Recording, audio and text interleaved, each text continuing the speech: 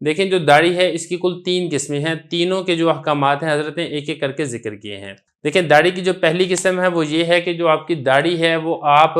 کے ایک تو چہرے کی حد کے اندر ہے اور گھنی ہے، مطلب ایسے ہوتا ہے نا بعض لوگوں کی داڑھی اس طریقے سے ہوتا ہے، اندر کو ہوتی ہے اور گھنی داڑھی ہوتی ہے، میری بھی گھنی ہے، زیادہ گھنی نہیں ہے لیکن کافی حد تک گھنی ہے۔ تو آیا یہ پوری داڑھی کو دھونا ضروری ہے یا پھر وضو کے اندر پوری داڑھی کو دھونا یہ ضروری نہیں ہے؟ تو حضرت نے پہلا مسئلہ یہ بیان فرمایا ہے کہ جو گھنی داڑھی ہے اس کا جو ظاہر ہے اس کو دھو لیں صحیح قول کے مطابق جس پر فتویٰ دیا جاتا ہے۔ تو دیکھیں فتویٰ اس قول کے اوپر ہے، جب آپ کی داڑھی گھنی ہے آپ نے اس طریقے سے چہرہ دھونا ہے تو یہ جو گھنی داڑھی ہے اس کا اوپر والا حصہ یہ دھونا کافی ہے، اس کی جڑوں کے اندر پانی پہنچانا یہ لازم اور ضروری نہیں ہے۔ اور دوسرا جو مسئلہ ہے وہ یہ ہے کہ جو داڑھی اگر ہلکی ہو تو پھر اس میں جڑ تک پہنچانا ضروری ہے۔ بعض لوگ جب لڑکا جوان ہوتا ہے تو ہلکی ہلکی داڑھی آتی ہے،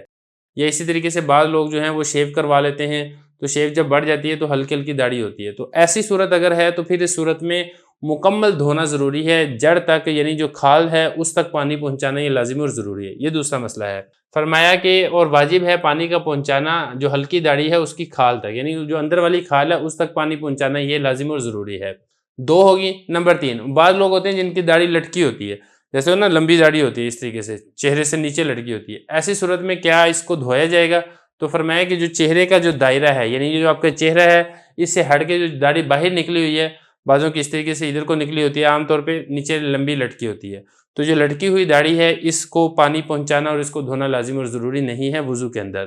فرمایا کہ واجب نہیں ہے پانی کا پہنچانا جو بال لٹکے ہوئے ہوں، چہرے کی جو حد ہے چہرے کا جو دائرہ ہے اس سے ہٹ کے جو بال لٹکے ہوئے ہیں ان تک پانی پہنچانا لازم اور ضروری نہیں ہے۔